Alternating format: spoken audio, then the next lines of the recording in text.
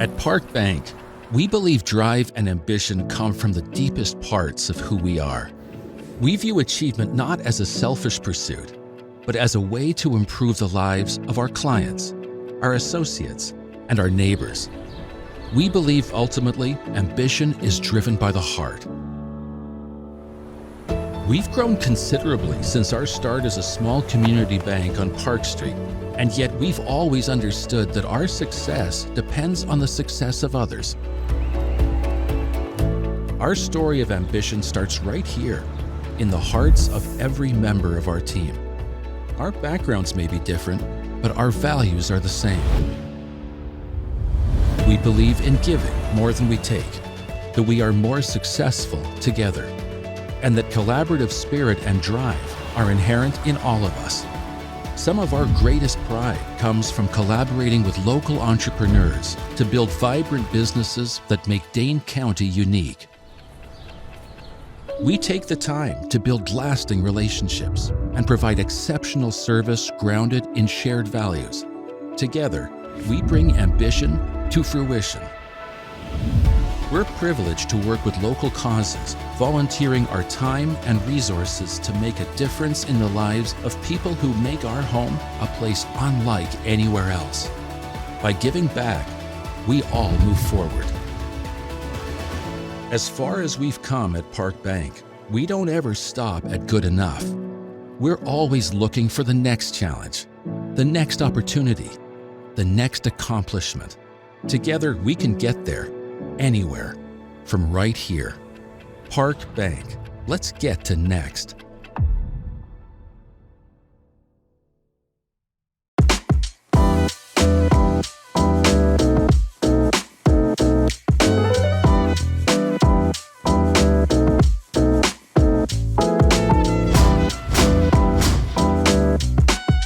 Welcome, everybody. My name is Gabe Doyle. I'm the Director of Community Health Initiatives at the Foundation for Black Women's Wellness, and I have the honor and privilege of serving as the moderator for today's important conversation.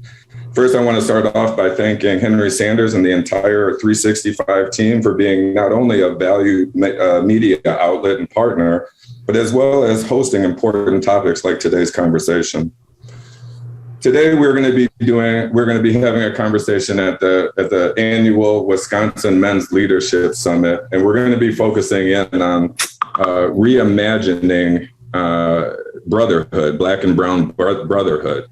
And one of the things that I thought about initially was, as we come out of a pandemic that is really stretched to every corner of this globe, one of the things that came out of that was this conversation around going back to the normal ways or reimagining a new normal.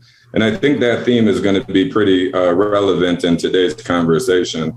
I'm hoping that we learn about what is brotherhood to this esteemed panel of guests, and we hope that people comment in the chat if they have any additional questions. We want to know about what are the micro and macro level systems that have been impacting the success or lack thereof of brotherhood. Is there importance to intergroup allyship and solidarity? How do our environments foster the need for stronger coalitions, the future of healthy racial identities, and so much more? That being said, let me get out of the way and introduce our esteemed panel, who I'm really looking forward to hearing their perspectives and insights. First up, we have Joe Maldonado. Many people know Joe as a fearless public servant, but Joe is the Director of Community and Youth Development for the University of Wisconsin-Madison Division of Extension. He also serves as a member of the Fitchburg Common Council, representing one of the most racially diverse aldermanic districts in Dane County. He has extensive experience in youth development, working directly with youth and young adults, grant making, and higher education instruction. Joe is a husband and a father of a 15-year-old son and a 4-year-old daughter. Welcome, Joe. Thank you. Next, we have David Muhammed, who is the Deputy Director of Milwaukee County's Department of Health and Human Services. DHHS in Milwaukee is Milwaukee's largest department with a nearly $400 million budget, approximately 900 employees serving 80,000 residents annually. David manages operations for DHHS, service areas including aging and disabilities, behavioral health services, housing services, management services, veteran services. A deeply committed community leader who has dedicated his career to improving the quality of life for families and young people in our community. David continues to work to advance racial and health equity and is especially passionate about youth justice innovation strategies. Welcome, David. Thank you. Good afternoon. Next up, we have Marcus Sudbury. Marcus joined the Wisconsin Athletics Department as the Deputy Athletic Director in February of 2022. Sudbury's focus is on leading internal operations. He has responsibility for delivering on the Wisconsin Athletics mission and values as they relate to creating an environment that provides opportunities for student athletes to continually grow and elevate their lives. Sudbury came to Wisconsin after spending almost 5 years at Baylor University as a senior associate athletic director.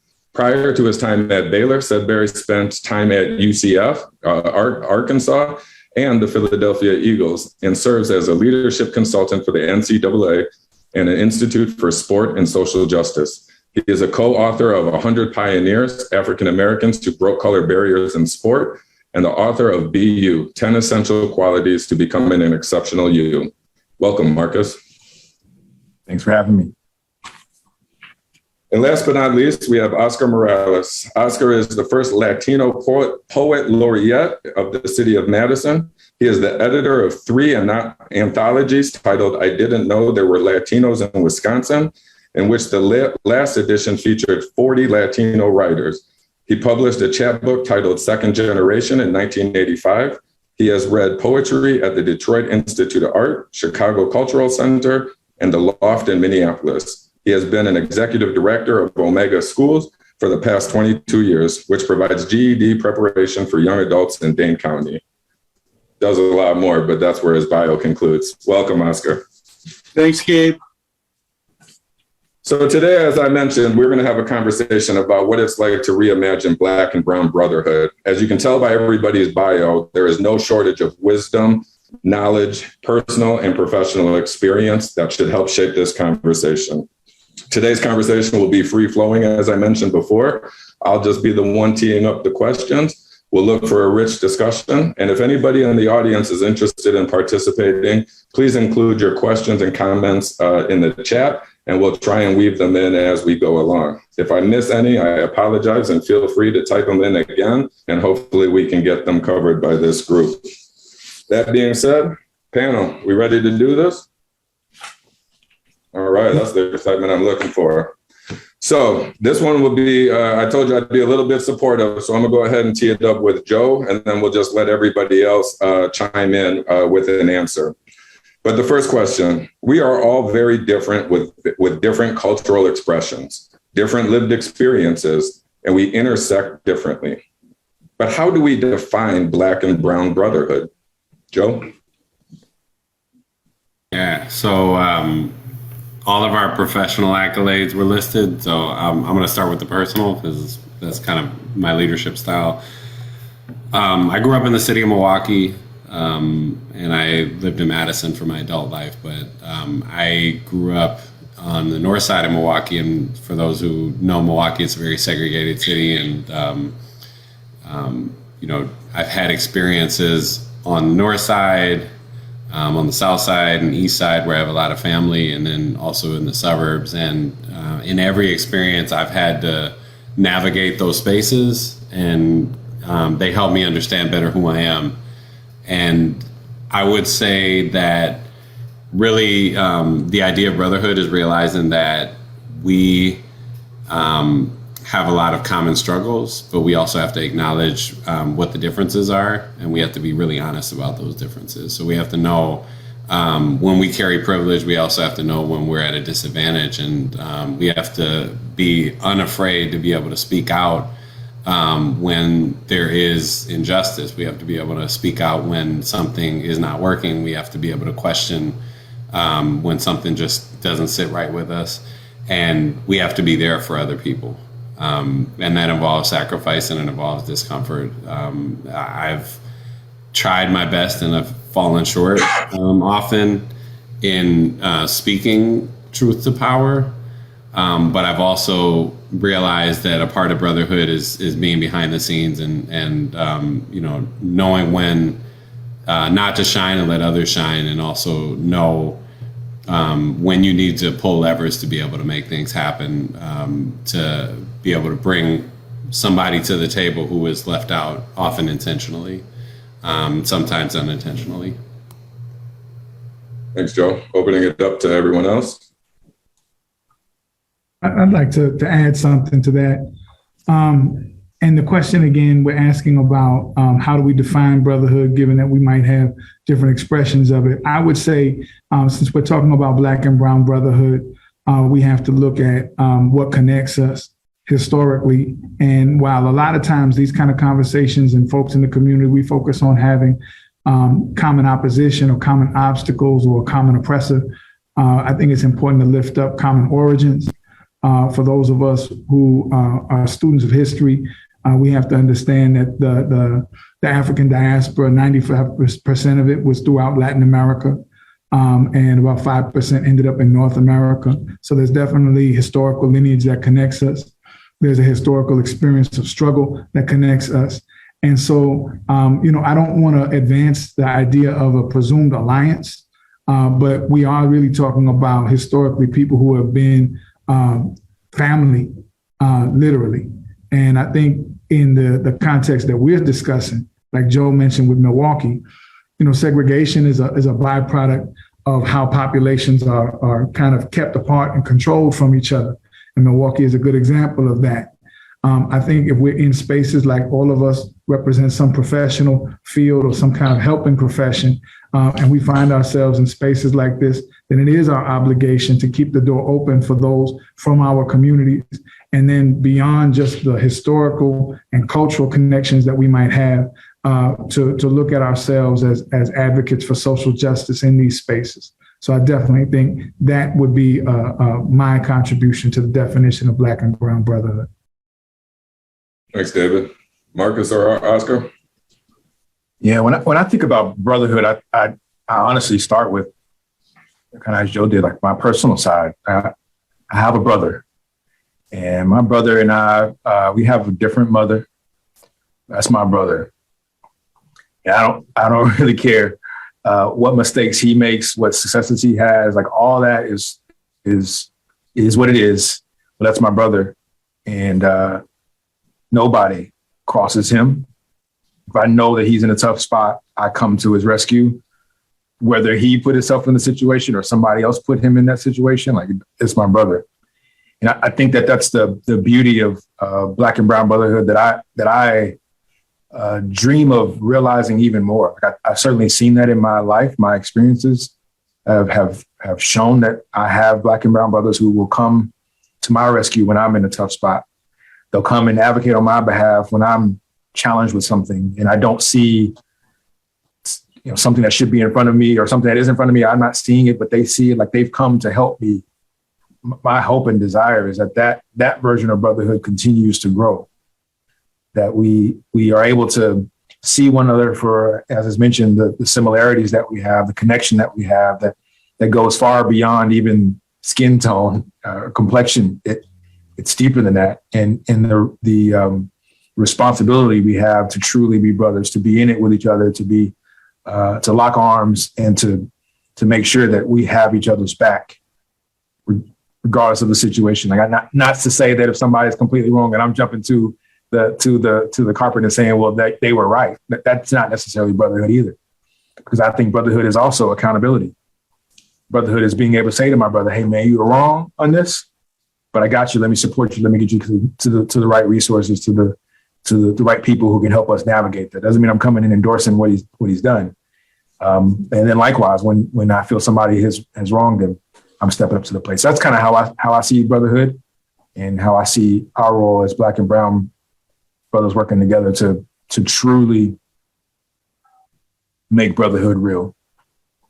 I didn't think it would, thank you for those comments. I didn't think it would take long for me to think about my own older brother, but many of those sentiments that you just shared was the role that my older brother played for me, which is no matter what, I'm here to hold you accountable, lift you up and be there for you no matter what. And I think back to the the movie New Jack City, am I my brother's keeper, you know? Yeah. And the reality is that stuck with me a long way, but I appreciate, you know, the brotherly perspective on that one. Oscar, take us home on this one. What does brotherhood mean to you from your perspective? Well, growing up in the 3 urban centers and growing up in Racine, spending a good portion of my work life in Milwaukee on the near south side and working in Madison, it's given me a more statewide perspective. And I grew up in a large family of 13 children, and we probably did a lot more fighting than I laid claim to. But I learned through those experiences that each one member of my family is a little bit different, and I needed to be more aware and of how to navigate those relationships. And, you know, brotherhood is a personal relationship, and raising 4 adult children now, it's the things not that you say, it's the things that you do and you share that they're very close, and I feel confident that in the future they will always be there for each other despite some of the challenges. I think, you know, brotherhood is an action. I've had the opportunity to support, you know, Brother Kaleem Care at One City when he set up the school. I said I'd serve on the founding board, and I tried to be on the board that Voice of Reason. He was doing a capital campaign. He's setting up a new organization, and part of it standing there in the fire sometimes. Also had an opportunity to serve as a treasurer of the Madison Network of Black Professionals, and it was an opportunity for me to learn. And I think probably the three terms for brotherhood is openness to learning, willingness to kind of be open for change, and then respect. Because I know 2 of the 3 panelists, and I've known them I know their parents, I've known them for a long time, and they both given me respect and earned my respect. Thanks, Oscar. Yeah, you know, one of the things that you really hit home, and I know it was mentioned before, was that, you know, kind of, you know, showing up and doing what you said and having that consistency within that accountability. And when it comes to brotherhood, I think that is a foundational pillar, and I think it does go a long way. So thank you, gentlemen, for starting off with that.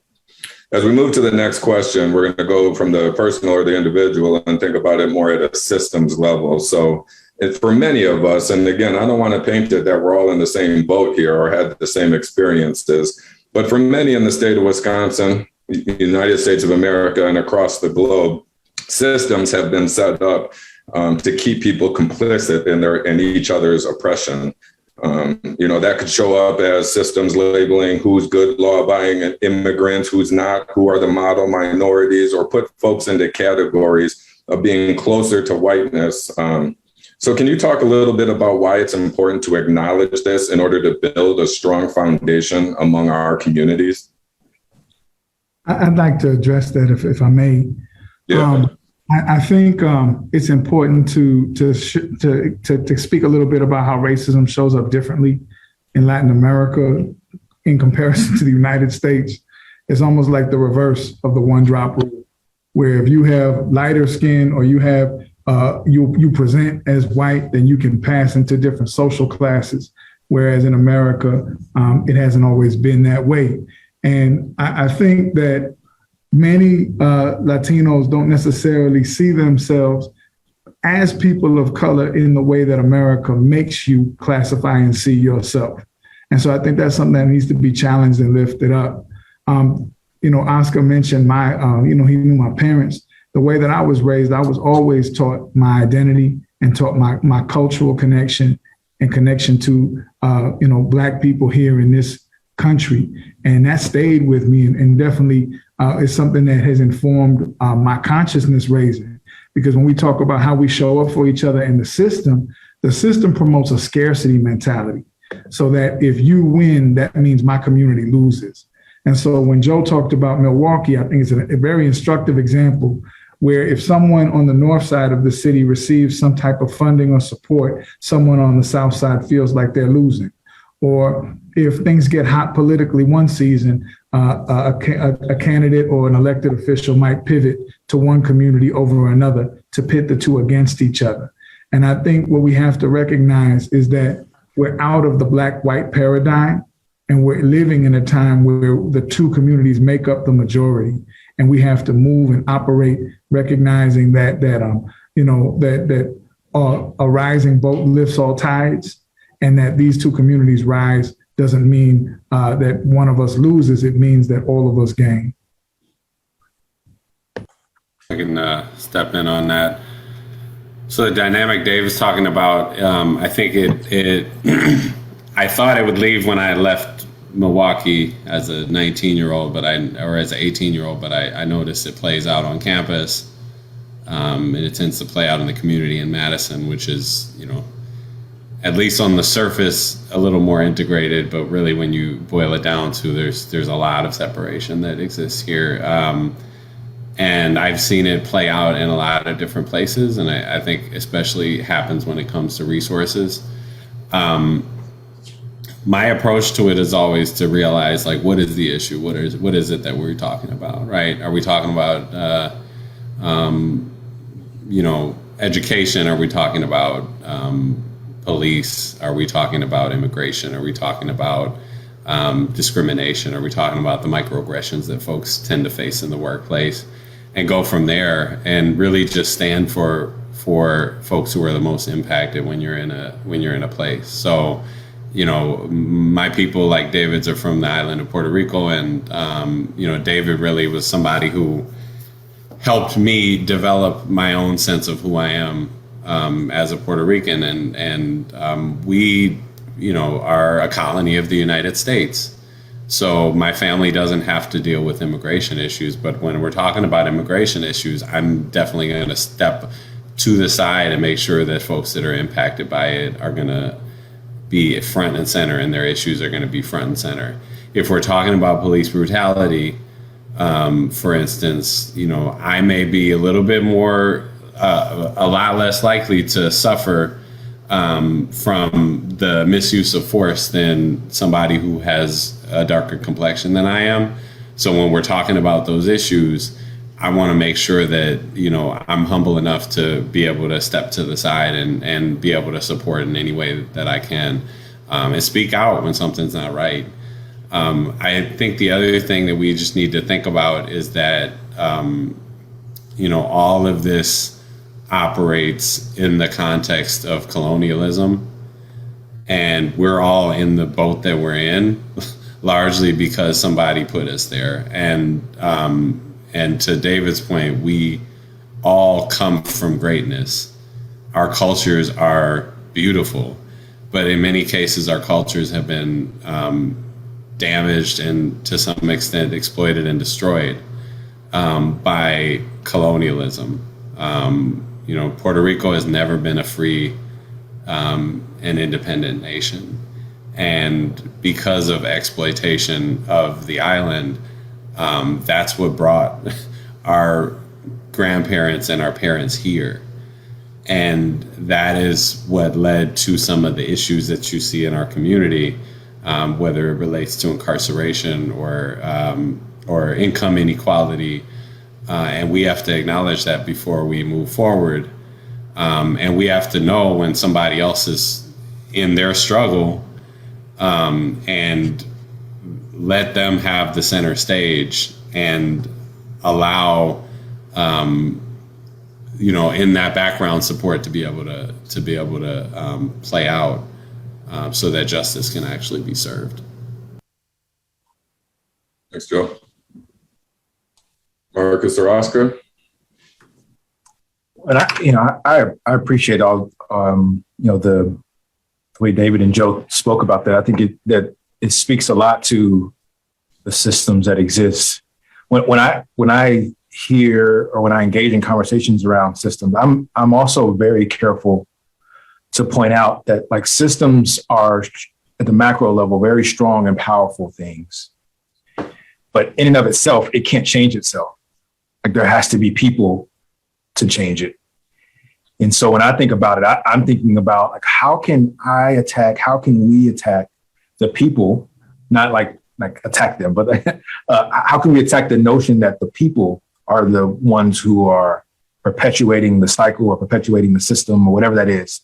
And so I think about, like, Joe mentioned the microaggressions. Like, that's one of the areas for me that I'm really passionate about. I think you mentioned, model minorities or good law-abiding immigrants, or, things like that I know happen in the workspace or in the community or in conversations I'm having. Like, those are the people. If I'm standing next to name a person who is running a bank and I hear them say something about, like, model minority, even if they're talking about me, it's my responsibility to make sure that I bring to their attention that is a microaggression and how that might be feeding into how that person goes to the bank and gives out loans, right? Like, I've got to have that bank person to help be an ally, to be a champion for changing the system. But I need them to see that it matters, that they are part of it. And so I think it's the art and science of recognizing we got to point at the fact that this system is messed up and there's a lot of history behind it. And unless we recognize that, how can we ever know where we're going forward? At the same time, saying to other people, like, hey, you play a role in this. We all play a role in this. How can we begin to change the system by the decisions that we make every day, by the conversations we have every day, the words we use and the power they have, consciously or subconsciously, to impact how people see themselves and how they show up in the system and how the system treats them. I too want to agree that there's been a structural and a legacy of history that's pitted us against each other. And I think as David and the rest of the panelists mentioned, we have to acknowledge that first. That's the base of the beginning of understanding. Here in Dane County, about 6-7 years ago, there were a few people on the city council and a few people, I think there was even one person of color on the school board. And a group of us decided, let's try to do something about that. We created a group called Adelante to really focus on local elections. We were fortunate to have a white ally, Scott McDonald, who kind of clued us in that there's some mechanics. There's a method to the madness of getting someone elected, and it's not magic. It's something called hard work and effort. And I'd been involved politically on a number of different levels, but in the day-to-day grind of an election, which also resulted in my nephew being elected older for 2 terms. And but what we learned is, people of color, when they run, they want to be inspired. They're not looking for a job. They're not looking for a position. They want to inspire and they want to serve.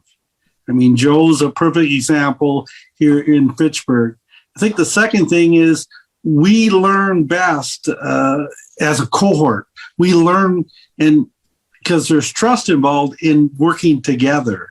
And as a result of our efforts over a number of elections now, both the city council and our school board is majority, minority, or it is leading in it's leading by diverse voices. And I think there's always still a ways to go, but I think you want to put the chess pieces on the table first, and then they learn how to kind of navigate and learn how to work together to achieve a common goal. So it's history. I've learned things at almost 67. Things take time, even though I'm probably more in a rush than anybody else. And that, patience and looking at the long view is always gonna lead us to success, and putting others first before ourselves. We're going to need about 3 more hours to finish this conversation, because I don't know if even the audience expected with this group of professionals to go so deep. And I really appreciate everybody leaning on their personal experiences, as well as how they're shaping things from a professional standpoint as well. You all touched on it a little bit, but I just want to kind of dig into this a little bit more. So we've talked about how we kind of got here and the different categories that people are put in and how that creates kind of a scarcity mentality. So let's move it in the other direction. How do we refocus from competing against each other and instead challenge the system and people that are holding on to all the resources and blocking access? And so, Oscar, you did a great job of explaining how do you get in at the policy or the government level and really kind of, for lack of better terms, infiltrate spaces that were usually neglectful of the communities of color. So what are some other ways that we can refocus from competing against each other and really challenge the system to diversify its portfolio, for lack of a better way of explaining it? I appreciate how David talked about that if somebody else gets it, then that means that I lose. And one of the things that I remember losing some job opportunities and even some grant opportunities to other people who look like me and people that I know and care about. But I remember feeling that feeling for a little bit, David, honestly. I remember feeling that feeling of like, man, I was going to be the AD for this job, the athletic director for this particular school. And a friend of mine was applied for it too. And we walked through the process together. Like we were coaching each other up through the process. And then once he got the job and I didn't, I remember the moment of feeling like, dang, like I lost. And I had a mentor of mine remind me that like, because he won, we win, right? Like if I know that that's my guy, I know that that's my friend, I know he's my fraternity brother, he's going to get in there, he's going to kill it. As people who might be controlling resources and access and all of that see him thrive, they might also now be able to see that I could thrive too, right? Maybe not there. I don't need to be there, but I could certainly use them to be advocates for me in other spots. When people call them and say, hey, who was in your pool? Who was somebody that stood out to you that you didn't hire? I'm hoping that they say Marcus, right? It's a win for me because my friend won. It's also a win for me if I see it as like, he got in, what can I learn from him so that when my time comes, I can win too, right? Like it's all a win. It's winning that he got it. It's a win that now I can learn from his experiences and better prepare me for the time, when I'm going to go apply for this grant or when I'm going to go for this job. Like, how do we shift? I think that's kind of what David was saying. Like, how do we shift it to see it as a win-win? If I could dovetail off of what you just said, Marcus, I think that we have to recognize how systems pit us against each other, even as professionals, and how they can kick us up or kick us down or kick us out. And when we move from a space of social justice, we see it as a collective win in a way that we can support each other. When we use the term brotherhood, my brother self is my other self. And a hood is something I cover with. We know the condition of the hood, but that's not the one I'm speaking of. If there's a covering over my head, meaning the type of knowledge and the base that I operate from, that means that I'm going to look out for my brother and do things that help build opportunities for others, and that I act with integrity so that I'm not allowing other people to pit us against each other in that way. And it's very difficult in the grant space, in the nonprofit space, or in the intergovernmental space. But again, I think it's critical that all of us do this knowing that we stand on the shoulders of others and that we should move from the principles of social justice and not social advancement. Because it's real easy for folks to have representation be the thing that checks the box rather than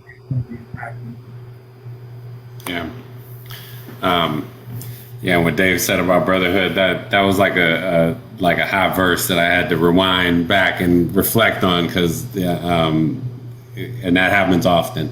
I going off of all that, I just want to say that one of my just goals in life is to put people on. Like I want to make sure that we can put people on, not just for the sake of their own betterment, but because our people have a wealth of things to bring to the table. So I'm going to give a very concrete example of that. When you run for elections, you get voter lists, and those voter lists will show you what doors you need to knock on, because those are the people that vote regularly. So what often happens is you get into a self-fulfilling prophecy of targeting the people that are regularly involved, and because of time, resources, whatever, excluding people who aren't regularly involved and not pressing into the reason why. So, I made it a point, like, get through my voter list, but at the same time, every time I went to an apartment, I hit every single apartment. We have a lot of multifamily units in our in my district, apartment buildings with 40 people each, 40 units each inside of them. And a lot of people just had never even been approached by anybody running for office about what they need to do, where they need to go, and talk to the candidate for that matter. And I know that within every single space, there's somebody that can do something. They're just maybe not acknowledged or tapped into for that thing. And oftentimes we go to the same people for the same tasks rather than thinking about how can we expand the pool of people and how can we make sure that folks get involved. And instead of having a pie to fight over, we can have a whole bakery. And, somebody said the other day, engagement is hard, but I will add to that engagement is cumulative.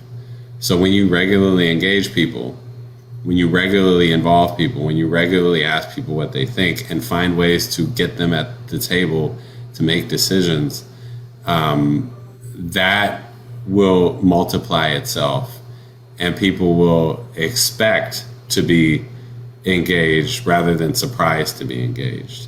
And I think we need to continue to do that in any way possible that we can, and not just rely on paradigms for how we can do things. City government is a place where oftentimes it's expected that if people want to have an opinion on a decision that's being made, that they have to drive all the way to the county building, the city building, the state capitol. But we can Zoom in. We can have meetings that are in places that aren't at City Hall, which you can't even get to on a bus. We can actually have mechanisms to be able to bring people into the decision-making process and meet them where they are, and in some cases even compensate them.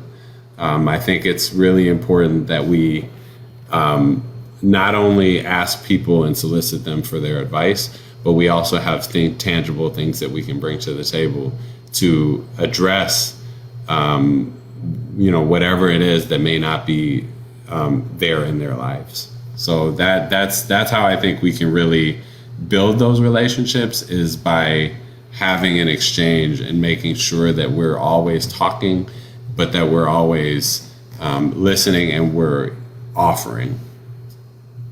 I heard a couple bars in there too, Joe, so we might have a mixtape here sooner than later.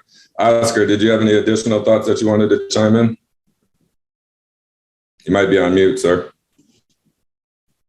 As someone who serves on 7 different boards and on about 5 or 6 different committees, the first thing that happens is I get asked, and I have to calculate.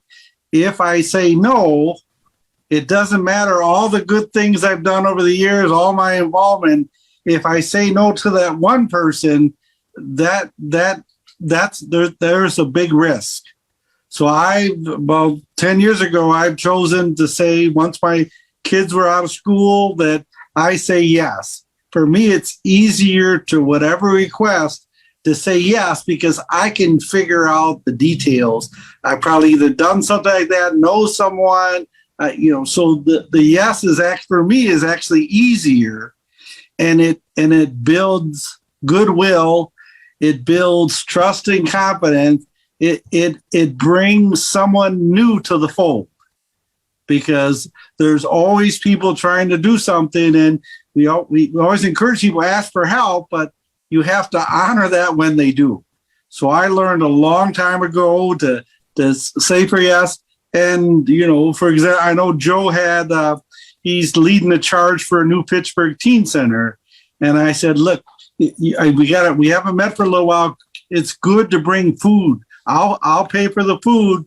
Let's bring people together, break bread.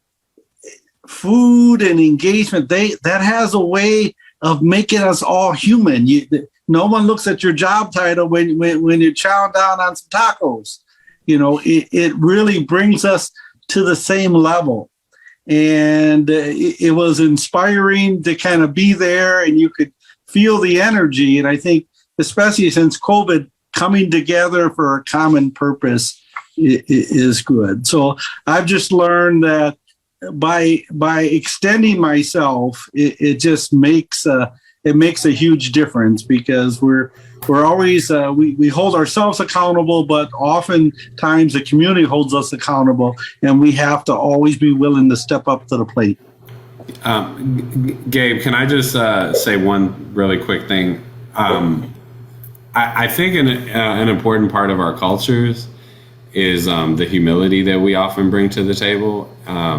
You see that abuela, that tia, that auntie, will be in the background, like picking up chairs. And Oscar is somebody in my relationship with him who does that. He may not say a lot in a space, but he will always be like literally the last one there. And always making the offer to buy the food, to host at a house, to give you some, like, give me a call, and let's just talk through the finer dynamics of things. And I think that's an important trait, that nuance that our cultures often have, that doesn't get talked about, in that we are really a helping and communal culture that's really about the collective over the individual. So appreciate it. You're absolutely right. And I know that as much as I would like that to be a unique relationship between you and Oscar, many people claim that relationship with Oscar. So we definitely appreciate all that you've done for our community. I also appreciate, Oscar, you teeing up the next question. And I'll just say this: I could listen to you guys discuss these topics for the end of eternity, because I appreciate the wisdom that you guys are bringing forth. And again, on a deep personal and professional level. We're not going to get through all of the questions today, but I need to get at least two more that I'm interested in and I think would be of value. So I don't want to say speed it up, but at the same token, think about how to be concise. I'll just say that. Now, if we don't get there, we don't get there. But, Oscar, you mentioned COVID. And so the next question actually kind of teased that up. And what I like about this next question is we've talked really at a deep level about the history of how we got to where we're at today. And as you all know, that does come with, even if we don't acknowledge it subconsciously, it comes with revisiting past traumas or difficult situations that we've had to navigate. So I appreciate your willingness to go into the fire to be able to provide some of your answers. So as we switch over, I want to, this one's going to maybe be a little bit more on the kind of positive or solution-orientated answers. So from the emergence of Black Lives Matter, COVID, the rise of anti-Asian hate, we have seen the emergence of organic solidarity, speaking of breaking bread and just coming together, and the magic that can happen as a result of it. And Lord knows I've seen that in real time too. So with the emergence of organic solidarity amongst our communities, how has that spurred better support and communication for all of us? Well, one project I had an opportunity to work on was some of the murals downtown that were led by City Arts Administrator Karen Wolf. And I was able to get some buildings to offer permission to paint on them, and using some of my connections. And then as I was down there with the murals, we had a diverse group of people come up and want to do murals and try to capture both the murder of George Floyd, the Black Lives Movement, COVID. And as these murals, it was clear it was going to be a temporary installation.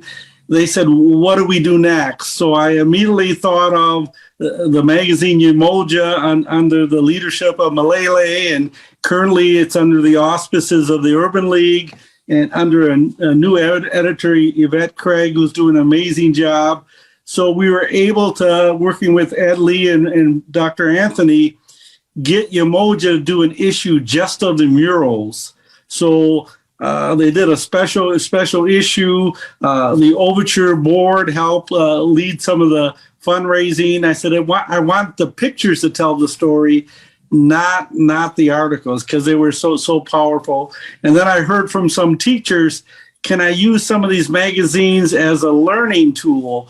So after they gave out about 100 magazines, they said, hey, I don't know if we can do that. So I created a website called madisonmurals.com, and I got a little funding to hire some teachers to create lesson plans and study guides. So part of that whole experience is bringing people together, moving forward, providing both visibility to the artwork and a tool for people to begin that understanding. Great. Thanks, Oscar.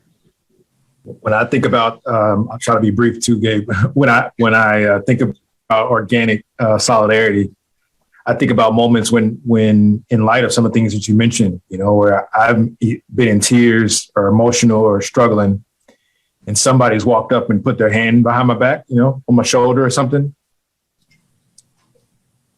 Even without turning around and seeing who it is, like I feel different. I feel like somebody's beside me. I feel like I feel seen. There's been a number of situations in my life where I feel like I was the only one and where nobody saw me. And I feel like over the last few years, there's been more opportunities where people who look like me, but then also other, Black and brown folks, and even, other allies that may not look like me, who come up and literally or figuratively put their hand on my shoulder or on my back and said, like, I see you.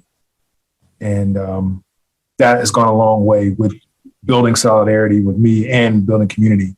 It's the brotherhood that David talked about earlier, that it becomes really real. I could just drop something real quick, recognizing time. I would say that intentional community building, recognizing that the term ally is something that's conditional, but family is forever. And when you look at a lot of the dynamics in our communities, we have to create space for healing and for peace. Just give a quick example. In Milwaukee, we saw a rash of violence that we were able to bring down for about 3 years before the pandemic. So the pandemic has been a challenge for a lot of reasons. But one of the things we did was really build intentional cohesion between different organizations, different individuals, settling a lot of conflict, settling a lot of beef. There's a lot of unspoken tension and whatnot that exists between leaders. And I think speaking straight words with truth, two brothers behind closed doors, not on public forums, not on social media, is the best way to settle our disagreements. And I think we have to put that into practice if we expect our community to be able to have those skills as well. Appreciate that. Joe? Yeah, I mean, during the pandemic and, after George Floyd, obviously there was a lot happened. And I'll just say this, when youth were down at the Capitol, there were a lot of adults in this community that really did all they could to keep young people safe and allow them to be able to still express their frustration and their anger, and do it in a way that protected them without preaching to them. And I just really appreciate the people in this community that made that happen, and I was very honored to have been part of it, and just take direction. So I'll say that really set an imprint in my heart to be able to do that whenever I'm called upon in different ways. One thing I appreciate about you, Joe, is you have consistently been for the youth and putting the youth in positions to either express, advocate, or be in a position of power. And I think that is an incredible trait that you bring to the table. We have an audience question. So I just want to pivot to that really quickly for this group. And the question is, and we hear this a lot. I don't know if you guys hear it in your spaces, but I know this is a question that I've come across many times. How can allies break bread with you authentically? So what does it look like when an ally comes to the table to be authentic? I can chime in on that. I think, I can meet with anybody on the basis of truth. As long as I'm able to speak and say what I need to say directly. And I think oftentimes the when you talk about allies, I'm presuming that they're talking about white people in social justice or racial justice spaces. As long as they're not centered in the equation, and we're talking about the issue that's affecting the most impacted, I think that's how you're able to break bread authentically. Anyone else want to chime in on that one? Thank you, David. Yeah, I mean, the same way I mentioned, like, the adults needed to step out of the way for the youth. If it's about, black or brown folks and you're white, like, just foot soldier. And I know people that do that. I know people that were white people that were handing out food and water and all that, and they didn't ask for, expect to be acknowledged or do anything like that. They, did what it is they need to do. And I know a lot of people, especially like now that I've stepped into public office, that literally all they want to do is help, and they do it. And I appreciate those people. And I think Madison often gets a bad rap for many things, but there are a lot of helpers in Madison, and there are a lot of really giving, generous people who don't expect anything. And Gabe, you and I have had plenty of conversations about that. Marcus or Oscar? I was trying to stay muted. So you could keep moving if you wanted to, but then you called my name. Yep, come on. I have enjoyed being able to sit down with people who have a genuine, well thought out desire to understand. To be able to come to the table without answers and to acknowledge that they don't have answers, but instead they kind of what Joe was saying, just want to be a part of the solution, right? And want to better understand how they can serve, help, support. And I think I wish I could pinpoint what makes it feel, what's the difference between it feeling like a check the box, like you feel like you have to, like you feel guilted into it, and what's real. But I know that over time, if it is a matter of somebody approaching me to connect authentically, to break bread, and to truly understand, like I can feel them wanting to understand versus wanting to be understood. And to me, that's been something that has made those conversations and opportunities be fruitful, but then also have led to further friendship and connection down the road. Yeah, I think you're absolutely right. It's a feeling, Marcus. We all know that feeling, and it comes quickly at times, or it takes a little bit of time to develop. But it's not a scientific method. It's a feeling. So thank you. Oscar? I'm going to do it to you again. You might be on mute one more time. I've always been blessed having 4 older brothers who were politically active, artists, and really guided me along the way. So I've always been blessed. There was a time in my life that I had other friends that had served time in prison and been locked up for a long time. And there was a sense that I had that somehow I'm better or smarter or whatever. It took me a little while to realize I was just lucky. I'm still a person of color. I'm still will be stopped by the police. I can still be. So part of that understanding is that never leaves us. And so in terms of having those conversations, it's about trust, respect, and honesty. And if someone's willing to bring that, then that's the beginning, and that's the stage for having a conversation. And it doesn't mean we're going to get there today. It's not going to happen in a half-hour meeting, but it's the beginning of the beginning of an awareness and understanding that all this takes time, effort, patience, and love. I think love is one of those words that I'm surprised surfaced now in the conversation around brotherhood, when it is a central tenet of brotherhood. And David, I really appreciated your comments around centering around truth. And Oscar for taking it home around saying that respect needs to be in addition to that truth. I think they can go hand in hand for a positive relationship, conversation, partnership, whatever it might look like. I hate being the one to always say, keep your answers concise. So I won't say it on this last one, but I thank you all deeply for participating thus far. So let's turn it to the future and let's talk about, Joe's passion, but really all of our passions around the next generation or our youth. What can we do with children that can help them develop healthy racial identities and better understand racism, anti-racism, and activism? I'd like to go just first by saying that just like how we were taught lies and misinformation that made us divided as far as Black and Latino, I think it's important to teach Black and brown children the knowledge of themselves, the knowledge of the real obstacles and opposition that they're going to face in this society, and that they have a purpose and that they have to represent and navigate this society to advance the condition of their community. And when you move like that, when you have that, it gives a sense of identity and positive racial and cultural affirmation that can help withstand some of those things that we know they're going to confront.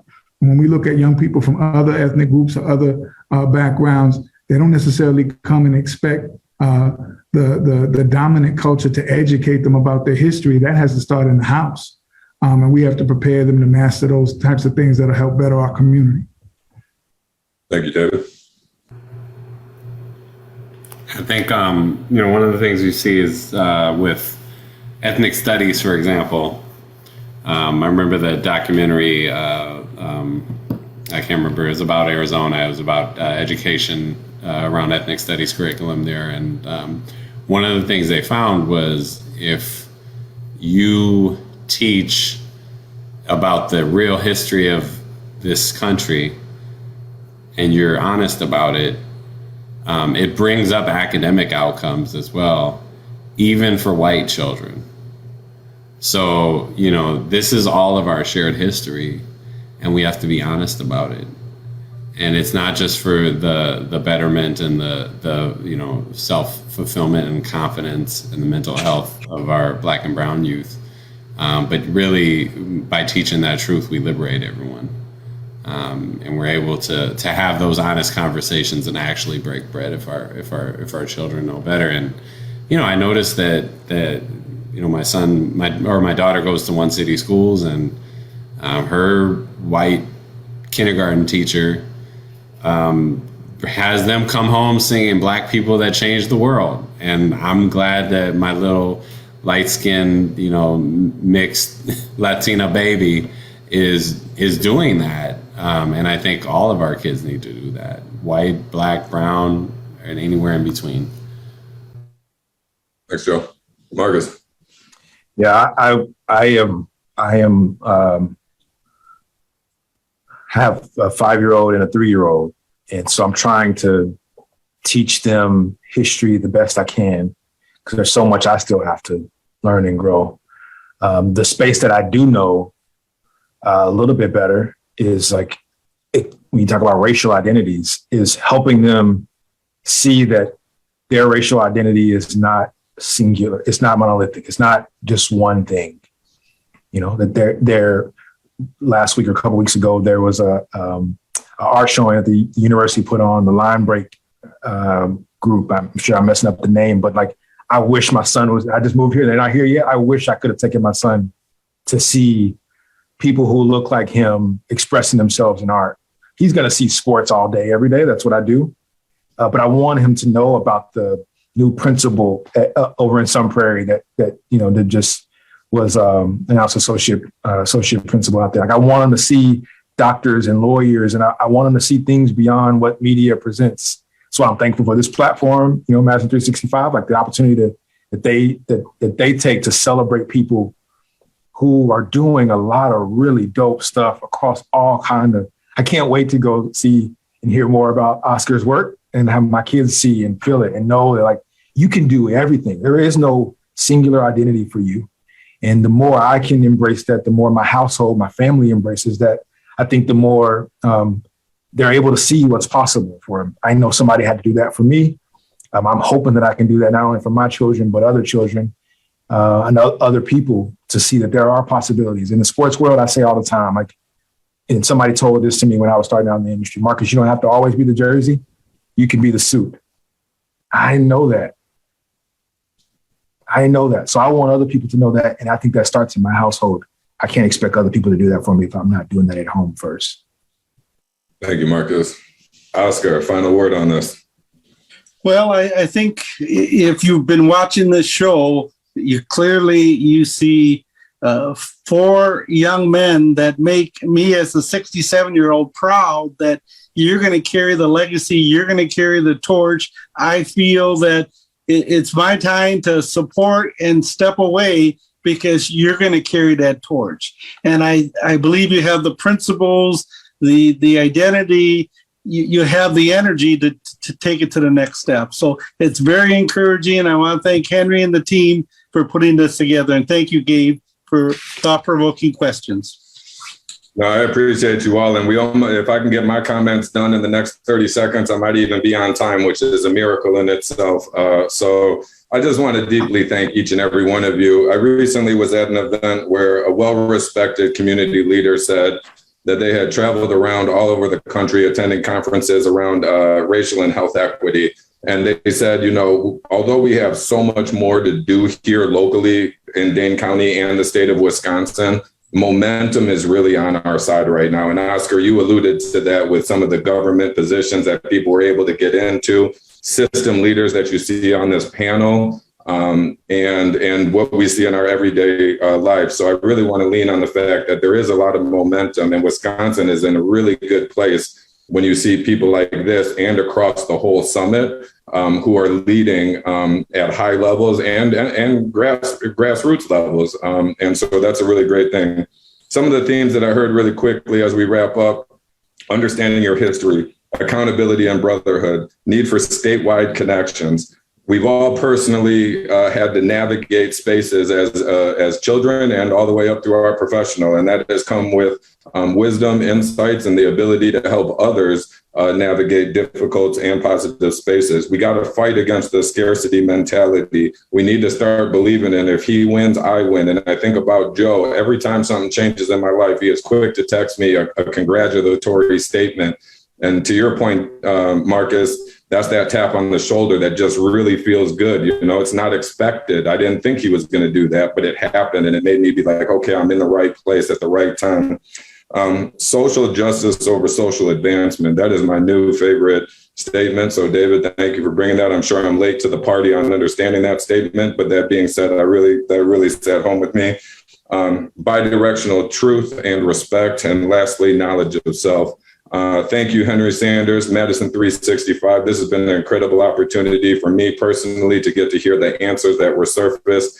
And again, Wisconsin's in a better place for the brothers like you that are around the table doing the work, picking up the chairs at the end of the events, and providing the food to break bread with people. I look forward to seeing where everybody goes forward. I thank the audience for coming out and listening to everybody. And I wish you all the best today, tomorrow, and into the future. Thanks, everyone.